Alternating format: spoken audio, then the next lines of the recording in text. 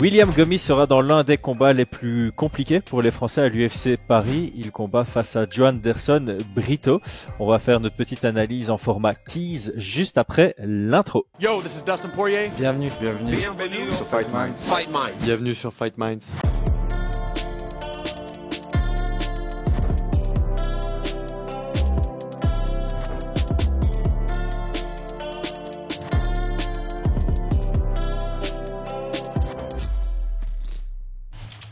Paris sur le MMA avec Unibet. Quelle sera l'issue du combat? Une soumission? Un KO? Paris sur l'appli numéro 1 avec Unibet. 100 € de bonus sur ton premier pari. Aldric, comme d'hab, je te passe la balle directement. On va commencer pour les clés de victoire pour le Français William Gomis. Quelle est la première clé de victoire pour lui dans ce combat contre Joanderson Brito?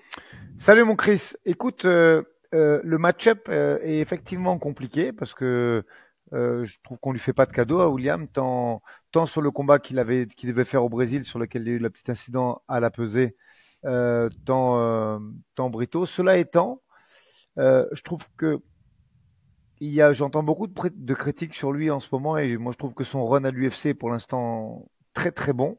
Et surtout, même si on n'a pas vu de lui de la lutte et un sol exceptionnel, il sait faire ce que peu de fighters savent faire et qui va être déterminant dans ce combat, puisque ça va être ma première keys, boxer en reculant. Et c'est quelque chose qu'il a très bien fait contre Marshall, et qu'il a très bien fait lors de tous ces derniers combats. Je voudrais nuancer un petit peu parce j'écoute un peu tout ce qui se fait et je vois des gens qui disent oui, mais Arès. Non. Focalisons-nous sur l'UFC, sur ce qu'il a fait, et son run est excellent. Francis Marshall, c'est fort. Le combat a été bon. J'en parle pas trop parce que il y a des choses qu'il a fait contre Marshall qui est ma deuxième et ma troisième keys. Mais pour le moment, je pense que la façon dont il va falloir opérer pour lui prendre notre minimum de 6 minutes, puisqu'on on avait déjà fait état de ce genre de chronométrage sur différentes émissions. Voilà, cette façon dont il va falloir boxer en reculant, marquer ses points, ne pas prendre de risques et engranger des minutes où c'est lui qui domine et c'est lui qui prend les momentum, c'est ma keys numéro 1. Je pense que c'est une bonne opportunité de discuter de ça aussi. Je pense qu'il est fort critiqué parce que le public français de 1 est très critique, et à tort parce que une partie du public français a l'impression que pour être un bon combattant, il faut finaliser ses adversaires. La réalité, c'est que pour être un bon combattant, il faut gagner ses combats. C'est la première chose. William Gomis, jusqu'à présent, il est invaincu à l'UFC. Il est sur un très bon run de victoire. Alors, certes, le entertainment, le côté spectaculaire peut être un boost dans la carrière. Ceci étant dit, quand tu enchaînes tes victoires, peu importe la manière, à un moment, tu vas te retrouver au sommet de la division. Donc, ce sera peut-être un peu plus long pour un profil comme William Gomis qui n'a pas encore réussi à prendre des bonus à l'UFC, on va le dire comme ça. Mais ces victoires sont, je vais pas dire nettes, parce que contre Marshall, c'est à la décision partagée, mais il les prend. Il prend les victoires, il monte les échelons, et c'est un profil compliqué. C'est compliqué d'aller lui chercher la victoire. Donc, première clé, combattre en reculant. Bien combattre en reculant, il le fait très bien. Tu l'as dit, il a très bien fait contre Marshall, et avant l'UFC, il avait très très bien fait au Cage Warriors. Je parle toujours de ce combat comme son combat référence contre Tobias Harila, qui est quelqu'un de très agressif, qui met la marche avant, et Tobias Harila a été frustré pendant le combat parce qu'il n'arrivait pas à toucher William Gomis de tout le combat, et William Gomis prenait ses points tout simplement, l'absorbait. C'est vraiment ça, je pense que c'est ça que tu veux dire aussi, c'est combattre en reculant, c'est-à-dire absorber Brito dans ses déplacements. C'est Brito qui sera réactif au déplacement de William Gomis, et ce sera une des clés pour Gomis. Alors, tant qu'on est sur le sujet, j'ai balancé une stat. Striking defense pour William Gomis, 75%, 75%. C'est énormissime. C'est très très haut. C'est bien au-dessus de la moyenne. Oui, non mais attends, il fait du bon travail. Alors effectivement, on résume trop vite une performance. J'entends oui, mais contre Jarod Eren, s'il était dans un triangle fermé, il avait fait un excellent combat aussi. Jusqu'à présent, il y a eu quelques absences sur ses combats à l'UFC. minime ou qui lui coûte quelques minutes et des frayeurs. Après, Ouais. il a quand même montré une belle volonté parce que le triangle, il est bien fermé. Euh, il est dur à finir, William. Voilà, il est dur à toucher Ouais. fort. Il est dur à finir. Donc, je trouve que ça rend ce match-up d'autant plus intéressant parce que tu mets le même Brésilien contre un mec qui sait pas se déplacer. L'acquise, c'est la rupture d'un anévrisme, quoi, tu vois, parce qu'on sait que il est super fort, le mec. Et si tu sais pas bouger, si tu sais pas absorber, si tu sais pas euh, te déplacer correctement et surtout boxer, être efficient tout en reculant, Brito, c'est le piège absolu. Donc, le match-up est difficile, mais moi, il m'intéresse énormément parce que William a les armes. Alors, après, la difficulté, et je fais ça parce que c'est un peu l'amorce de ma deuxième quiz. Elle est que c'est à Paris et c'est super compliqué. Alors je dis pas qu'il faut faire un combat ennuyeux. Je dis pas ça. Mais il faut être extrêmement prudent. Parce que quand t'as pas la puissance pour toi et quand le mec en face est extrêmement dangereux, parce que tu parlais de la défense de William, ok.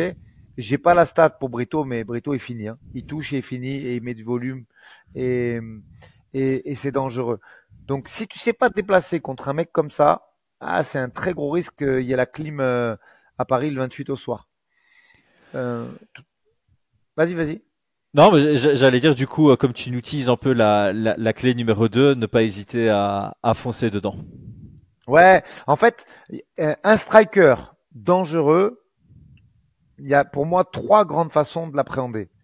La première, c'est de le boxer en reculant sans prendre de risques, et c'est ce qu'il faut faire. Je vais nuancer un petit peu après. La deuxième, c'est de le lutter. Si on doit faire un teasing sur le kiss de Kevin Jousset, il y aura une partie lutte qui sera proéminente parce qu'il a fait un striker aussi assez efficient.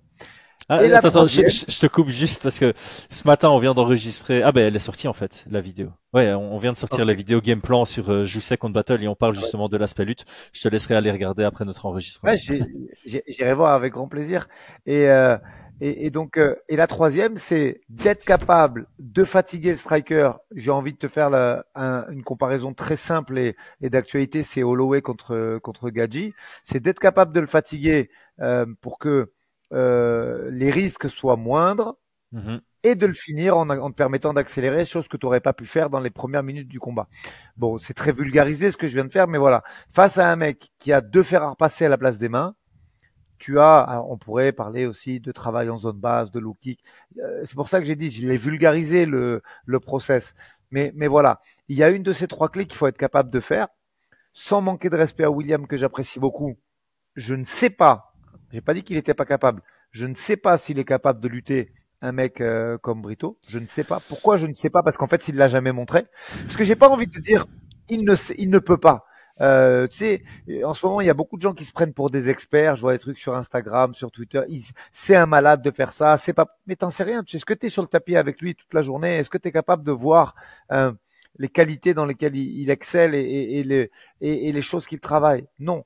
Euh, donc, je vais rentrer dans la quiz numéro 2. Effectivement, je pense qu'il faut être capable d'être patient, voire ennuyeux. Je vais le dire clairement, voire ennuyeux, de façon à marquer ses points. Mhm. Quitte tu sais qu'il y a un scénario où après Brito se jette parce qu'il sait qu'il est à la bourre au niveau des points et puis William touche et il finit. Hein. Tout à fait. Je dis pas que, Tout à fait. mais pour arriver dans ce genre de séquence et de momentum, il faut être patient et ne pas, même si les gens en veulent plus, même si, parce qu'on a vu, tu étais là les deux premières éditions, c'est un chaudron, l'accord Arena. Le Michael Bisping, il a pas parlé du meilleur public au monde pour rien. C'est T'es clair. poussé, t'es porté, t'as envie de faire bien, t'as envie de te dépasser, t'as envie de te transcender. Mais je pense, moi, que c'est pas de cette façon qu'il faut gagner ce combat. C'est clair. Brito a montré qu'il était très dangereux, qu'il était capable de finir un combat très rapidement, que ce soit avec ses points, que ce soit avec son grappling. Et William Gummy, j'ai plus le mettre dans la catégorie du technicien. Brito, quand il a besoin d'oublier sa technique et de mettre du physique, il va le faire. Le nombre de takedowns qu'il prend à l'arracher, arracher de terre et tout contre, même contre des gars physiques comme Jonathan Pierce, il y en a plein, il y en a vraiment plein dans sa carrière à l'UFC. Donc ici, je suis entièrement d'accord. William Gomis, il va devoir avoir cet axe un peu touché sans être touché, avec vraiment le sens d'être touché qui est très important. Et il va devoir toucher beaucoup plus parce que je pars du principe, alors encore une fois, je peux me tromper, peut-être qu'il va arriver avec un autre style que d'habitude, mais si on part du principe qu'il travaille en reculant et qui vient pour frustrer, pour être patient, pour peut-être avoir cette structure de combat plus ennuyeuse selon la définition du fan de spectacle, il va devoir y aller vraiment au volume. Il va devoir toucher 2 fois plus Brito, parce que si ça va à la décision et qu'il y a que 10% de frappes d'écart à son avantage, peut-être que l'intensité des frappes de Brito feront la différence pour les juges. Donc il va vraiment devoir mettre quelque chose en place pour beaucoup toucher et se faire toucher très très peu en échange, parce qu'on doit partir du principe que chaque fois que Brito va toucher, que ce soit avec des low kicks, que ce soit avec ses points, ça va être spectaculaire, ça va convaincre les juges que c'est percutant.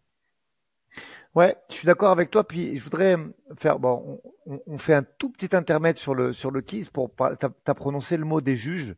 Et moi en ce moment je fais des tests à la salle sur des sparring dirigés ou mes combattants. C'est-à-dire que c'est pas des clochards, c'est pas des mecs qui n'ont rien à faire là. C'est des combattants qui en plus travaillent avec moi depuis des années, donc qui ont ma sensibilité au niveau de ce que c'est qu'une top position, le volume, les frappes significatives et compagnie. Et c'est vrai que l'angle dans lequel tu vois un combat, si tu vois le combattant de dos avancer sur l'autre, tu as du mal à te rendre compte de certaines efficacités de frappe. C'est-à-dire que si l'action se passe et que tu vois le dos du mec qui avance et la tête du mec qui recule, eh ben des fois dans la garde, ça peut vraiment être trompeur. Et pour faire des comptages, une comptabilité des frappes effectives et te donner une idée d'ensemble, l'angle peut varier. Je dis ça parce que je suis le premier à critiquer sur Instagram, pour ceux qui me suivent, les juges et certaines décisions où j'ai envie de m'arracher les cheveux. Mais force est de constater que tant qu'on est sur un profil humain avec un angle de vision euh, euh, Dieu humain, ben, ça peut arriver. Et comme tu viens de le dire très bien, ton impression peut être faussée par le gars qui avance. Parce que le gars qui avance, il va avancer fort, solide, et tu vas voir le mec reculer et tu te dis pas, est-ce qu'il recule par l'intensité des frappes ou est-ce qu'il recule par choix, et ça peut vraiment tronquer ta vision d'un combat. Et c'est pour ça que des fois, tu as un juge qui est un peu en retard sur un round par rapport aux deux autres. Et notre réaction première, c'est de dire, mais regarde-moi cette brêle, ce nul, ce juge qui vient du karaté, du kung-fu ou du tai chi. Et en fait, je pense que j'ai pas de solution, on en a déjà parlé, mais à la limite, je me demande des fois si leur mettre un écran à disposition de façon à pouvoir avoir des angles de vue différents, ça pourrait pas être une des solutions des critères de jugement, en plus de millions de choses qu'on a déjà évoquées. Mais c'est important ce que tu dis, parce que c'est pour ça que je dis qu'il faut pas s'enflammer et rendre ça ennuyeux, parce que si tu fais ce game plan de boxer en reculant, ça veut dire qu'effectivement tu dois, je sais pas, on va donner un chiffre comme ça, mais avoir un volume peut-être 15 à 20% supérieur à ton adversaire. Il faut checker les low kicks de façon nette, il faut défendre les takedowns de façon nette, il faut avoir une défense de catch control, parce qu'on a vu effectivement, tu sais, sur l'aspect lutte grappe, il me fait penser un petit peu sur les arrachés à Toquinho, c'est-à-dire qu'il n'y a pas de technique fondamentale de tête à droite, de tête à gauche, de chiffres, de choses comme ça. Il vient, il serre, il arrache, il claque, tu vois. Ouais. Et contre ce genre d'animal, il faut voilà du déplacement, du contrôle de la tête, du two on one. Mais il faut vraiment faire un combat extrêmement technique et net, de façon à laisser son empreinte, à scorer les juges. Et je pense que voilà, les deux premiers, faut les gagner comme ça. Une fois que tu as scoré tes deux premiers rounds et que tu es sûr de les avoir scorés, on n'est jamais sûr de rien, mais on s'est compris, tu peux savoir à peu près si tu as le gain d'un round et, Mhm. et il est évident que tu le sens, en tout cas s'il y a 10 frappes d'écart, à moins qu'il y ait un aveugle en face, et c'est pas le cas, tu peux sécuriser ton round, quitte après à ou se dire bah vas-y je prends des risques au troisième, ou je prends moins de risques et je le perds, comme ça a pu être le cas, je crois que c'était contre Marshall qui perd le 3 si je dis pas de sottises. Ouais. Et, et voilà, mais voilà, ce calcul est très important. Ne pas se laisser influencer par la foule, être très propre, ne pas subir les takedowns, avoir une défense de catch control efficiente et mettre un peu plus de volume que l'adversaire, puisque c'est important quand tu décides de reculer. Alors ici, j'espère que je grille pas ta troisième clé, mais ça me semble important parce que on a parlé de, effectivement, il y a une critique qui peut être faite envers Gomis sur, en tout cas, 2 de ses 3 combats à l'UFC, c'est d'avoir été mis en danger. Alors certes, il survit très très bien dans la soumission. Une amélioration, c'est de tuer dans l'œuf quand il y a une soumission, c'est de pas aller jusqu'à devoir faire preuve d'un mental de guerrier pour ne pas tomber dans les pommes sur un triangle ou sur un étranglement arrière. Ceci étant dit, contre Brito, tu fais ce genre de t'as ce petit manque de lucidité, cette petite erreur, cette petite absence, ça peut se coûter très cher, soit sur un finish, mais même s'il te finit pas, ça lui permet de prendre le round. Donc même si tu es très dominant sur un round, enfin très dominant, même si tu gères ton round, comme on l'a dit, avec 20% de volume en plus, tu touches bien, tu te fais pas trop toucher. Si sur les 30 dernières secondes, tu fais une petite erreur et là, il capitalise à fond dessus, tu te fais voler le round. Ça arrive 2 fois sur le combat, tu perds à la décision aussi. Donc, c'est peut-être pas ta troisième clé, mais voilà, on va dire Non, tu l'as bien teasé. Tu l'as bien teasé, mais ça va, tu me l'as pas enlevé parce que j'ai encore des choses à dire dessus, mais tu l'as très bien teasé. T'as raison. Si on regarde un petit peu ce que William nous a montré depuis qu'il est à l'UFC, une grande technicité, boxer en reculant, et ça, c'est vrai que peu de gens savent le faire.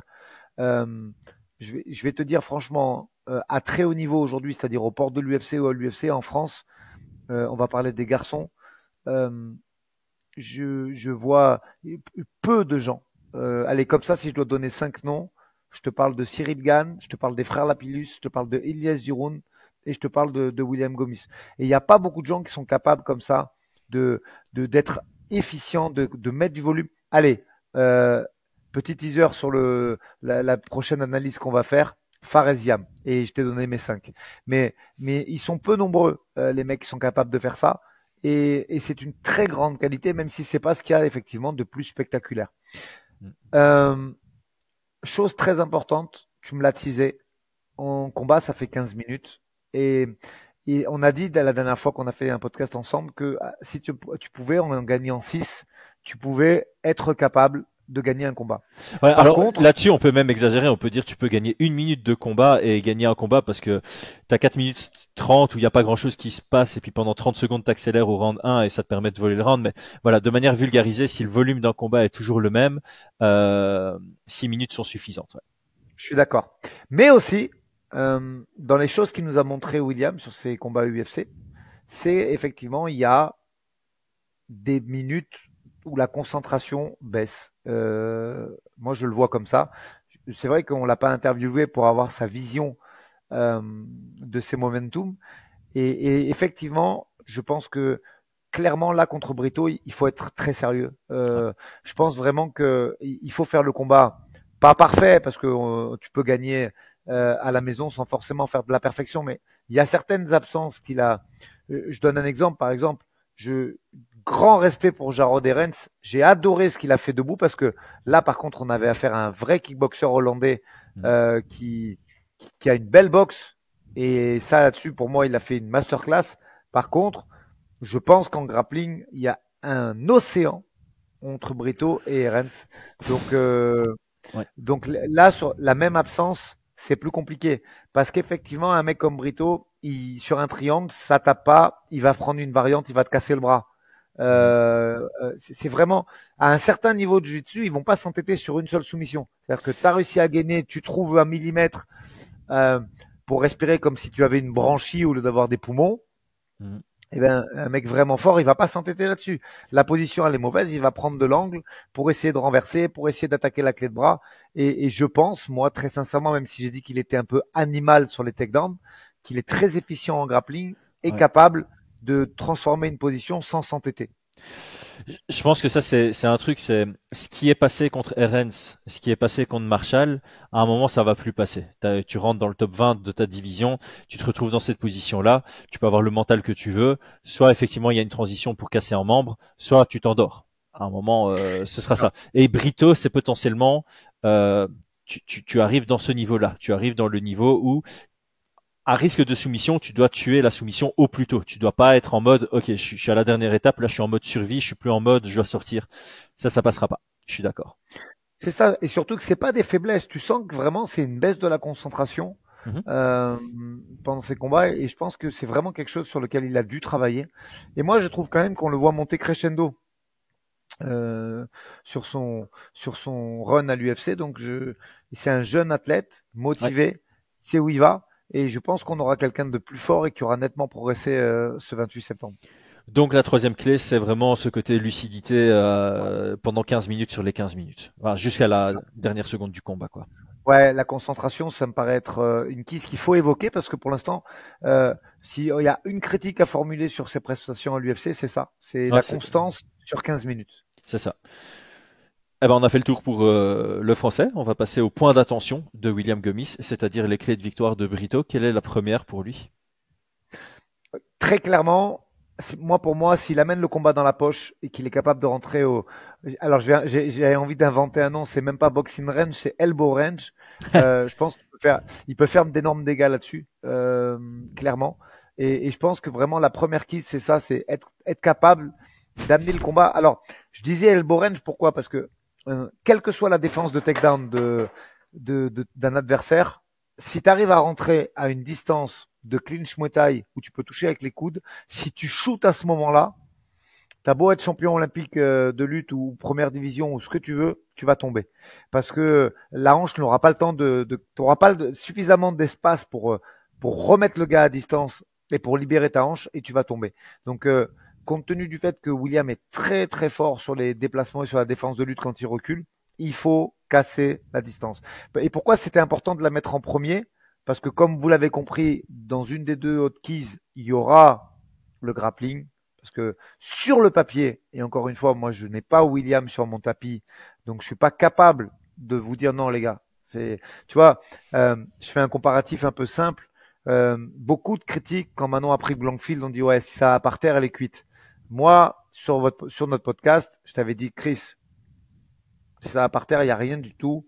Manon, c'est une black belt de jiu-jitsu et c'est une vraie black belt. C'est pas une black belt honorifique parce qu'elle connaît 3 katas ou qu'elle en fait depuis 10 ans. Et elle va pas taper au sol, c'est pas possible. Là, pour William, je peux pas avoir la même assurance parce que je ne sais pas. On a peu de points de repère. On l'a pas vu sur des compétitions de grappling. On l'a pas vu dans le passé face à un énorme grappleur.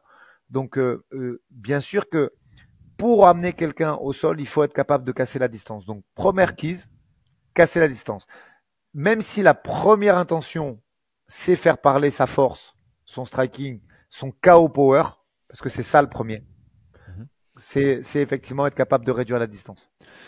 Et je pense que du coup, tu as vraiment grillé la deuxième clé. La deuxième clé, c'est faire parler le grappling. Et pour un peu ajouter des stats à ce que tu as dit, c'est clair qu'à l'UFC, le combat le plus compliqué pour William Gomis, c'était contre Francis Marshall, décision partagée. Francis Marshall, il score 2 takedowns, il a plus de 4 minutes de contrôle sur les 15 minutes au total. Donc clairement, s'il y a un chemin vers la victoire qui a été élaboré sur les 3 combats à l'UFC contre William Gomis, c'est bien celui-là. C'est celui de montrer une supériorité en grappling. Et comme tu l'as dit, quand on fait une analyse, nous, on doit se baser sur ce qu'on a vu en combat. On n'est pas là dans les camps d'entraînement ni quoi que ce soit. De ce qu'on voit de Brito et de ce qu'on a vu de Gomis, effectivement, on peut imaginer un Brito dominant s'il arrive à imposer une amenée au sol avec succès et un contrôle une fois au sol. Ouais, entièrement d'accord. Je pense que si et on doit se référer, on peut pas faire à l'amitié ou à la sympathie de dire mais je le connais. Nous on doit être focus sur ce qu'on a vu dans la cage de l'UFC puisque ce sont les 2 derniers combats. Et pour le moment, effectivement, sur des contrôles au sol sur des top positions, on a vu aussi des bonnes choses, hein, mais le scramble met du temps à venir. On voit surtout une bonne défense de soumission. Donc, si on devait un peu extrapoler le socle commun qu'on a en vocabulaire, une bonne défense de takedown, une bonne défense au sol, mais pas de défense efficiente qui permette de reset la position et de revenir en strike. Ouais. Ouais, et c'est ça qu'on dit, c'est tu, en MMA en tout cas, tu peux avoir une très bonne défense dans un aspect du jeu, une très bonne défense en grappling par exemple. La défense n'est pas scorée. On score que les actions offensives. Donc si tu te fais amener au sol et que tu empêches ton adversaire de faire quoi que ce soit, mais que toi tu n'as rien fait avant debout et que tu fais rien offensivement au sol, bah tu perds ton round aussi. Donc ça reste très important de le noter. Troisième clé pour Brito. Troisième clé, je vais parler encore une fois de sol parce que Là, je me base comme si j'étais le coach de Brito, hein. Je trouve que William, pour le moment, nous a montré des très belles défenses de soumission. C'est-à-dire que pour le moment, on l'a vu être calme et très relâché quand on essaye de l'étrangler ou de faire une soumission contre lui. Donc, je pense que le sol doit être orienté sur les positions en premier de Brito pour faire des frappes Ouais. et faire des dégâts, puisqu'on va partir du principe que en striking, je vais pareil, c'est vulgarisé, hein, mais c'est un peu le thème et ce qu'on veut faire dans ce genre de vidéo courte. Euh, ou il met KO ou il perd sur le volume. Je parle sur le papier et encore une fois, pardonnez-moi, c'est vulgarisé. Mais donc à partir du moment où il va au sol, avant de tenter la finalisation, il faut fatiguer, il faut marquer des points et il faut faire des dégâts. Donc la troisième keys, c'est sur le grappling et on sait que souvent les Brésiliens, il peut arriver que ce soit tout de suite position, finalisation. Là, il faut orienter un peu sur un MMA moderne, faire des dégâts au sol pour après aller chercher plus si besoin. C'est très intelligent. Le côté, il a une très bonne défense de soumission. Du coup, tu favorises la position et les frappes. Je trouve ça une très bonne réflexion. Et l'autre point que tu dis, c'est partir du principe que Gomis, ses vraies chances de victoire, c'est dans le département du pied-point. Donc, dès le moment où j'arrive à l'amener au sol, ma première priorité, ça doit être de rester dans le département du grappling et empêcher à tout prix qu'on puisse retrouver le département du striking. Donc, comme on dit, hein, c'est position before submission. Et ici, ce sera position before ground and pound, before submission. Il rattrape son retard théorique, il rattrape le retard théorique qu'il a sur les frappes efficientes et après, s'il veut faire le spectacle, essayer d'aller chercher le bonus accéléré, il le fait. Mais je pense que aujourd'hui, William, c'est vraiment un striker qui défend bien la lutte et qui est capable de résister au sol. Mais pour l'instant, il ne nous a pas montré contre en tout cas des gros lutteurs comme Marshall et sur ses précédents combats une capacité à générer un scramble, à créer l'espace pour se remettre debout et retourner dans la position initiale. Ouais. Bah, ça fait un petit temps qu'il a plus combattu. Marshall, ça remonte, pour pas C'est pas dire tout de jeune, bêtises. Ouais, c'est Ah un non, an et non, son demi, dernier c'est Gemuri. Son dernier c'est Gemuri. Donc Marshall, ça remonte à avril. Gemuri, c'est pas Gamero, c'était quelqu'un. l'année dernière. Ouais, c'est ça. Donc ça fait un an qu'on n'aura Gamero, plus c'est pas un vu. grappleur, Yannick. C'est ça. Ça fera un an qu'on n'aura plus vu Gomis dans la cage et ça fait bien plus qu'un an qu'on l'a plus vu face à un lutteur. Donc ouais. C'est pas du tout que je veux pas parler du combat d'Yanis, hein, je l'ai pas oublié. C'est juste que pour ce match-up-là, il ne nous amène pas comment dire, il ne nous amène pas d'informations Non, ni stylistiques ni intéressantes du tout. pour orienter la vue. C'est pas les gens vont dire ouais pourquoi il veut pas parler d'Yanis. Non non, j'aime beaucoup Yanis Gemouri, mais Mhm. en tout cas j'ai pas travaillé sur ce combat parce que d'après moi le style et le match-up ne font pas du tout état. Il y a aucune chance qu'on revoie les momentum qu'on a vus lors de ce combat-là. Euh, euh, contre Brito. Par contre, bah effectivement, Herens qui avait passé un triangle et Marshall qui a travaillé sur réduire la distance, même s'il l'a fait un petit peu tard dans le combat, à mon humble avis, et qui a après travaillé sur des attaques aux jambes et du cage control. Il peut se passer ça le 28, donc c'était plus intéressant d'aller partir sur ces combats-là, d'après moi. Je suis entièrement d'accord. Quand on fait une analyse, on doit toujours essayer de trouver les profils qui sont les plus ressemblants pour répondre à nos éventuelles questions et il y aura toujours des points d'interrogation évidemment. C'est ça qui fait aussi la beauté du MMA. Aldric, un tout grand merci d'avoir préparé les 6 clés. Merci à tous d'avoir suivi jusque maintenant. Pensez à vous abonner et à très bientôt sur Fight Minds. Salut à tous.